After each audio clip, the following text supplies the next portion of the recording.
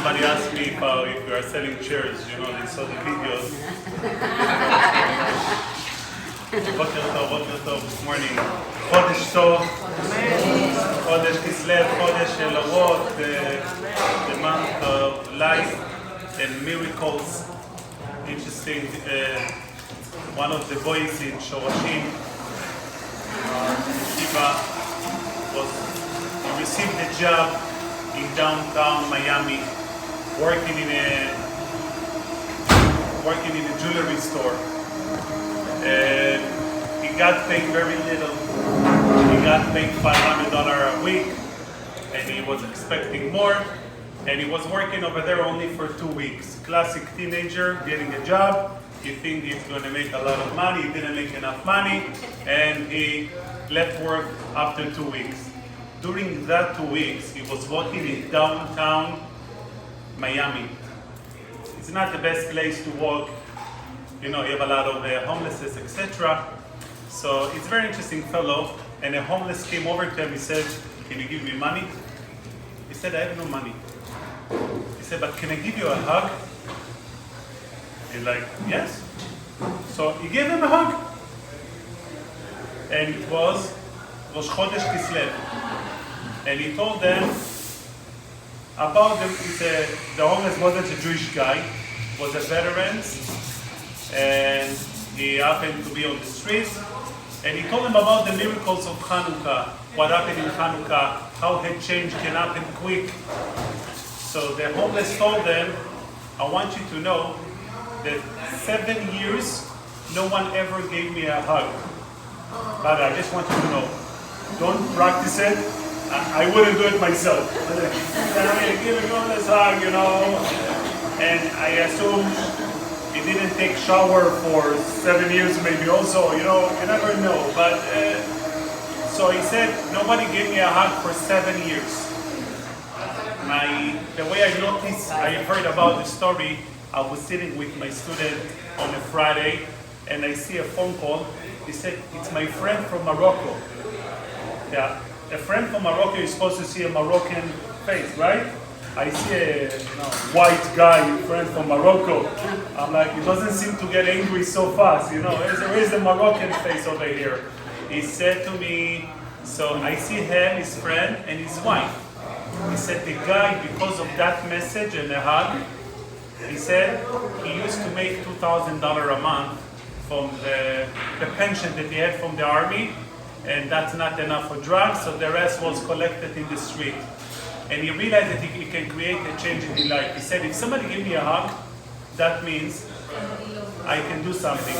Because getting homeless doesn't get a hug. And when that hug changed the guy, he said he moved to Morocco. It costs $200 a month to pay rent. He makes $2,000. Inshallah, 10% of the rent, 10% of our income should be rent, So he's paying rent 10%, he's happy, everything is beautiful. The message of Kislev, it's a message of getting up in certain strength. We can learn it forward from this week Parsha. A very interesting story in this week Parsha, which as a rabbi we have to deal often with Shalom Bayit issue and parenting. When you read this story, I wouldn't want my wife to read it and to act according to the way our mother Rivka acted. What happened?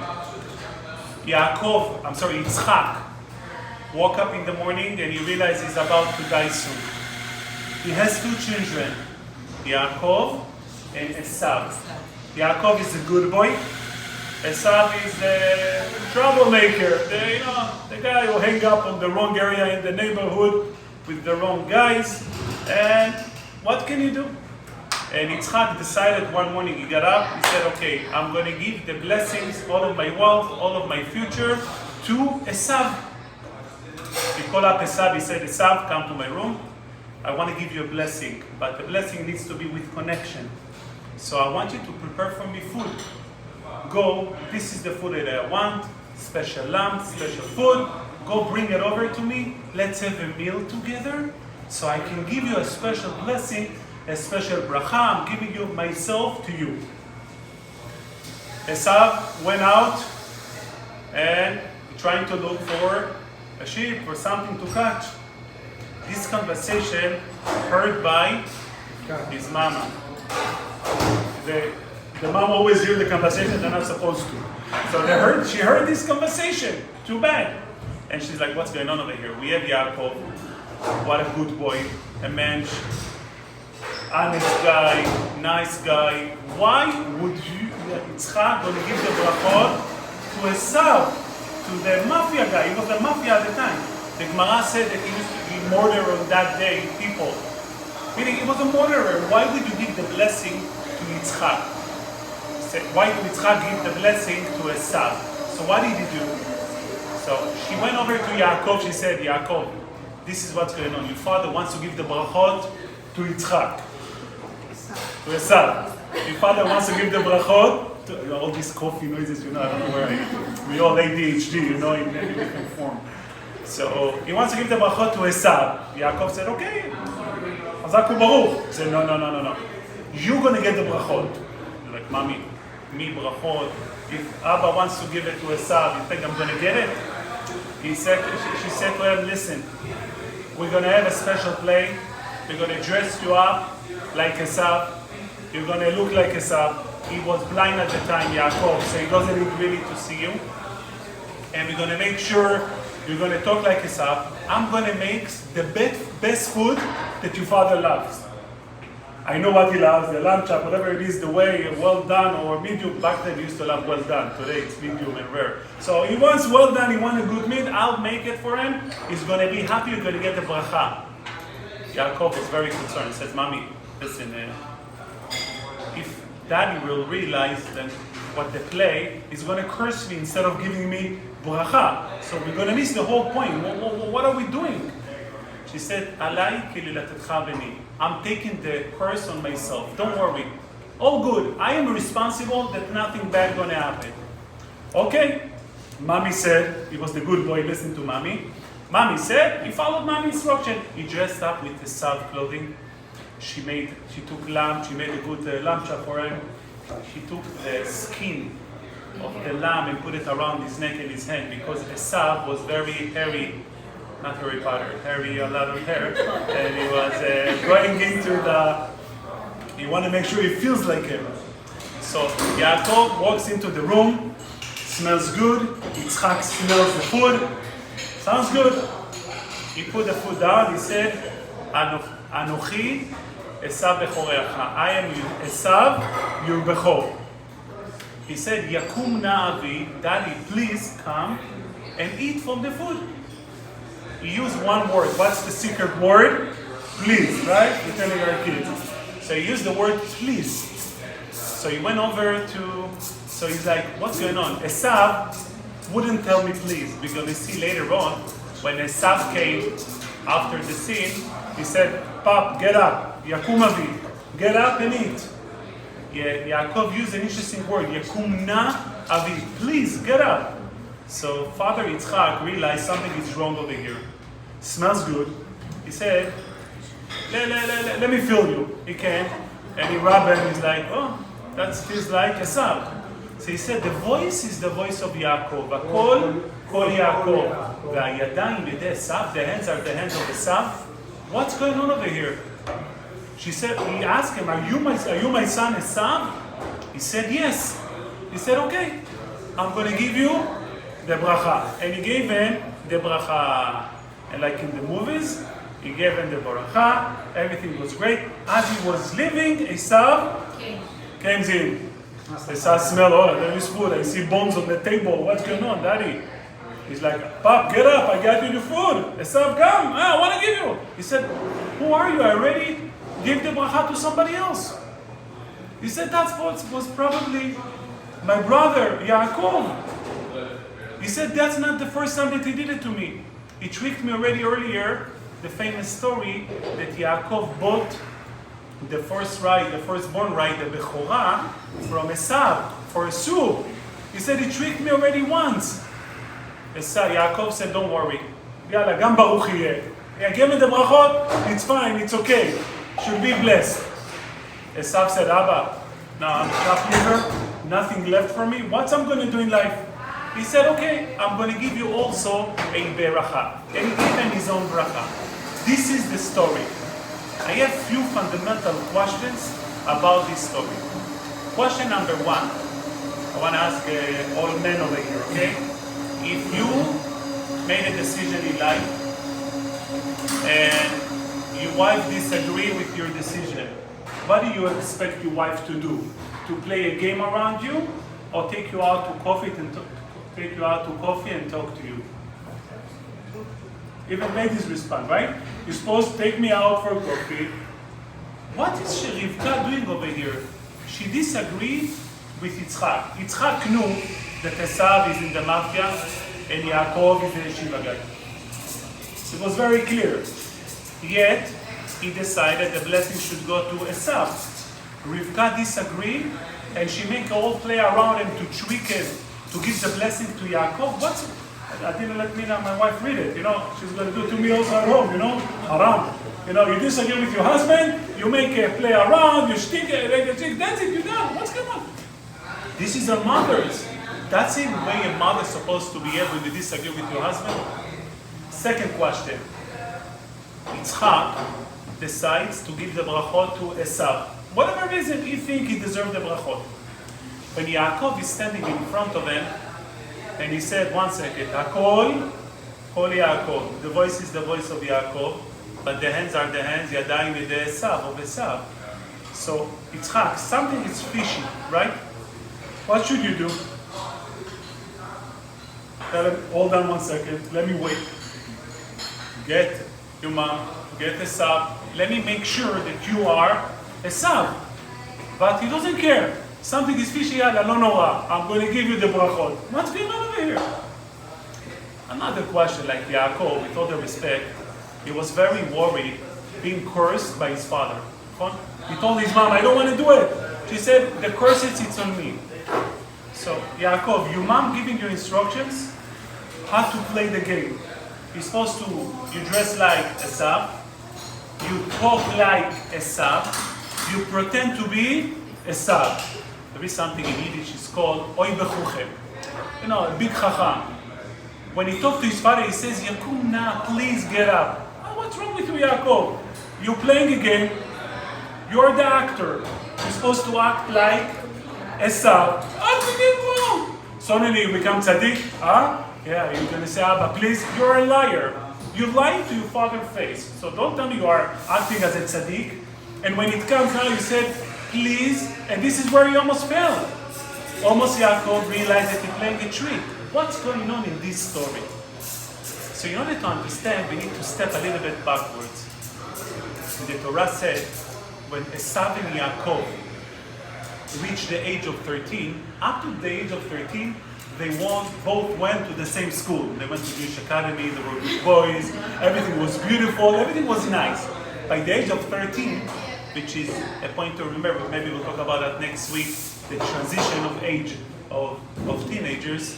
By the age of 13, they start making their own decision. So it's not the same good boy, they look the same, but no more.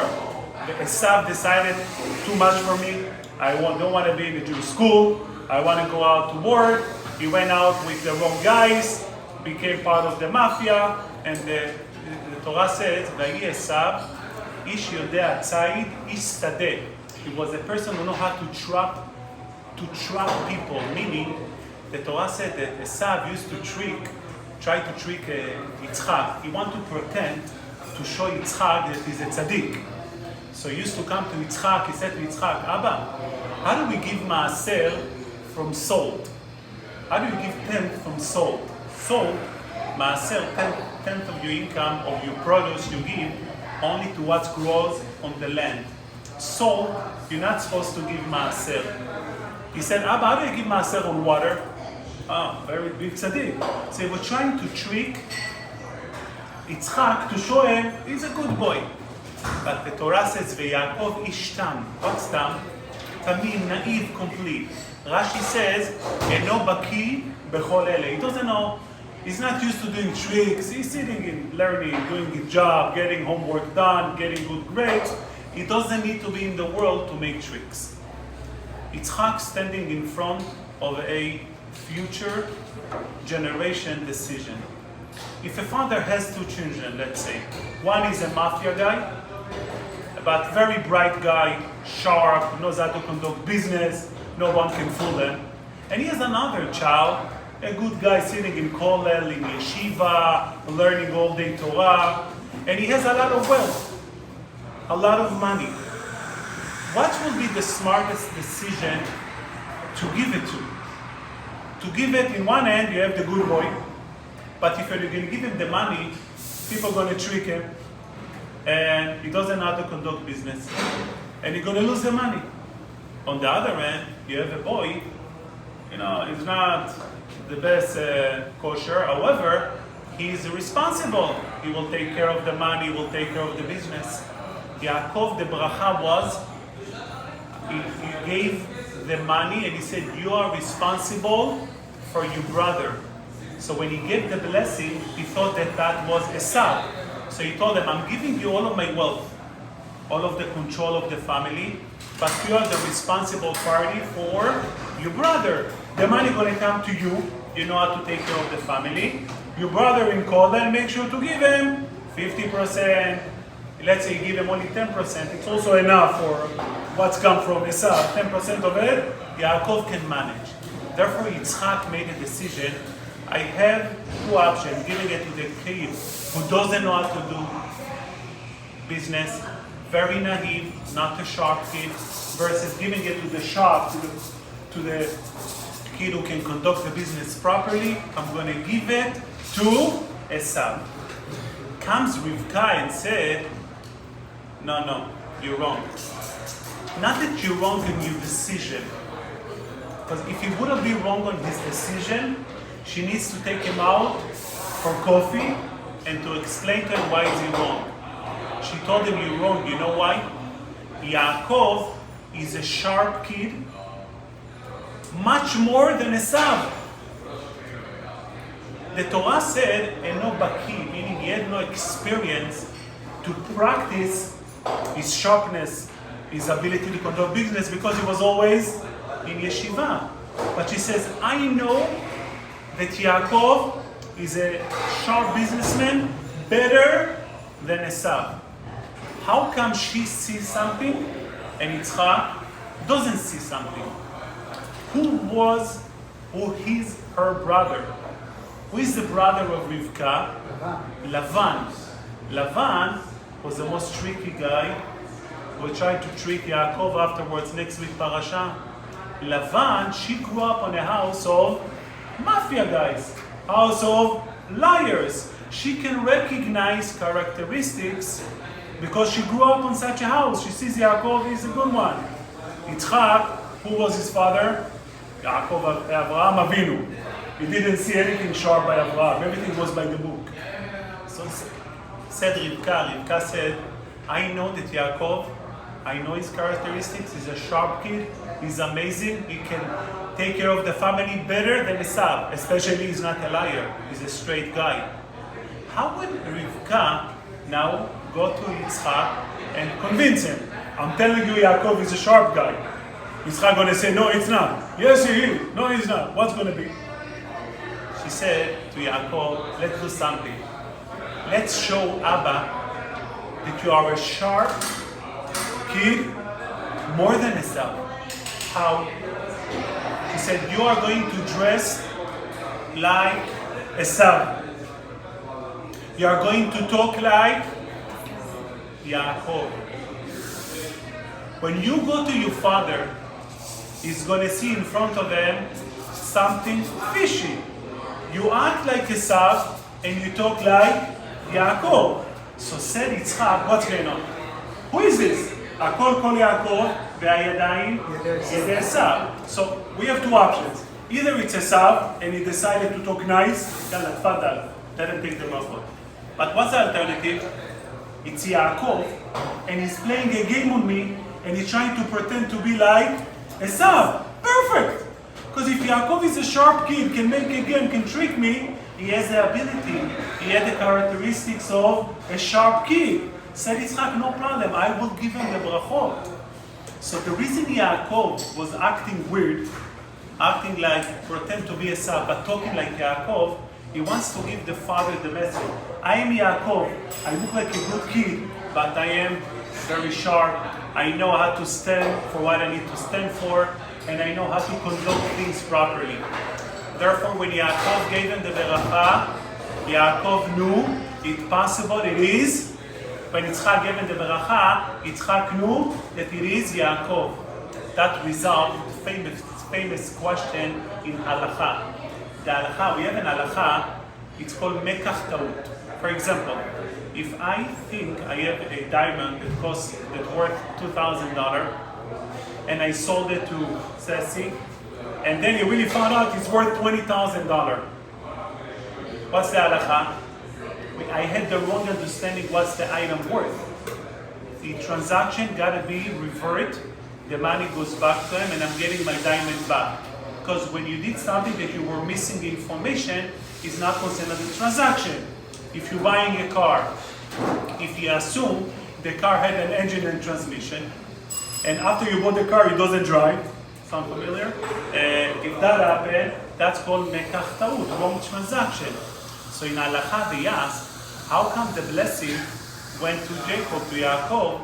That's considered as a wrong transaction. He thought he's giving it to Esav, and it happened to be Yaakov. But the answer is no. He knew that it is Yaakov. Where do we see the next step? When Esav walked into the room, and he said, Abba, who gave you the food?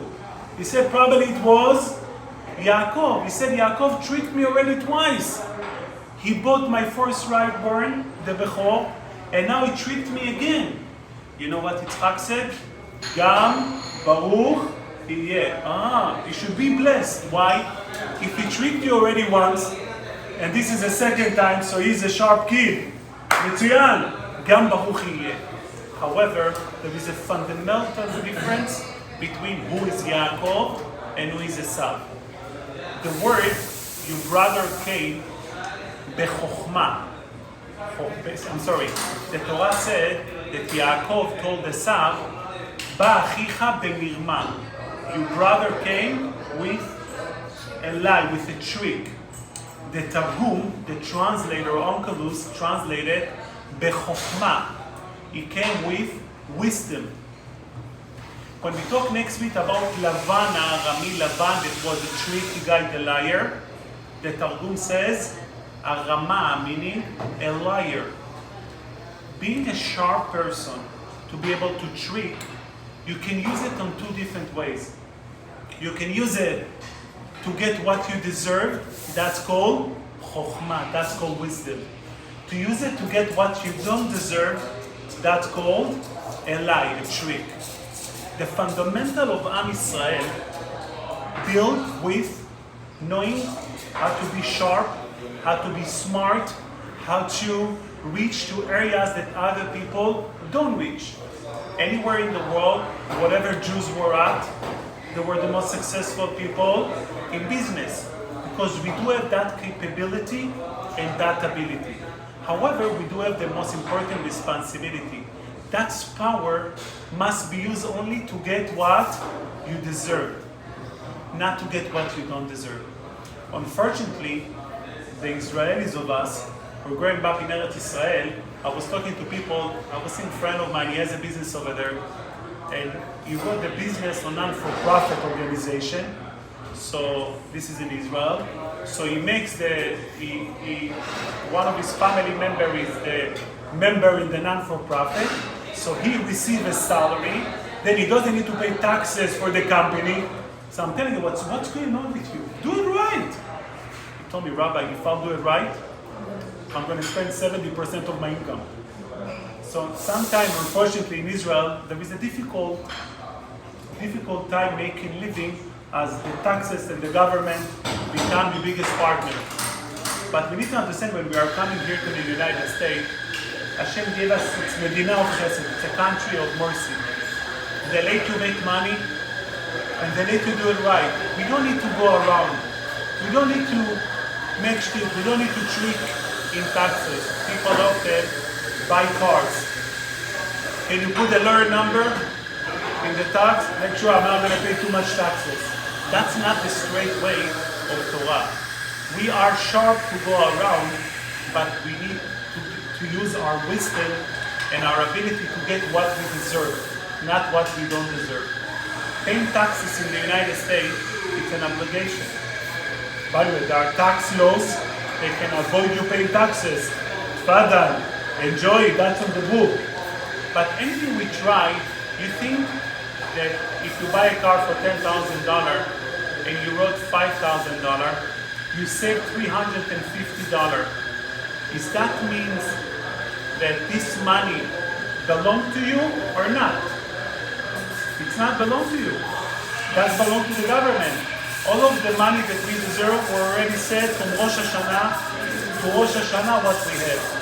We need to make sure to preserve our ability, our talent, not to take what we don't deserve, rather to take what we deserve. The only way to do it is understanding there is somebody above us. He's the one who gives us what to eat. He's the one who determines every action, every move in our life. Our Brachot to us is we should stay sharp, being on top of the game. We need to use our wisdom within our path, our ability. We have a responsibility to tell others, when you see friends around who are not doing things according to the book, we have a responsibility. We are the leaders of the world, the Jewish people. A friend of mine I saw, he didn't walk with a kippah on the street. I asked him, why not? He said, I don't want to do a mistake, and then eventually people are going to think those Jews behaving like that. I'm like, it's exactly the opposite. You got to put the kippah and behave according to the kippah obligation. We cannot hide the Judaism and act differently. We have a responsibility to act like a Jew, to be a role model in a Jew. People should see you on the street. I met once, I was about to buy a car, this is 20 years ago. The guy saw me, he said, look, I have an airplane for sale. I'm like, airplane, I'm buying a car, not an airplane. He said, I'll make you my partner. I'm like, why? He said, I am from Venezuela. I have experienced those people with the hat like you, they're very straight in business. So I want you to be my partner so we can make money together. That's an example of a Jew. We have that responsibility to carry it forward and to be a role model to the Goyim. Through what? We have Yeshua, we have Atzlacha in everything we do. Amen.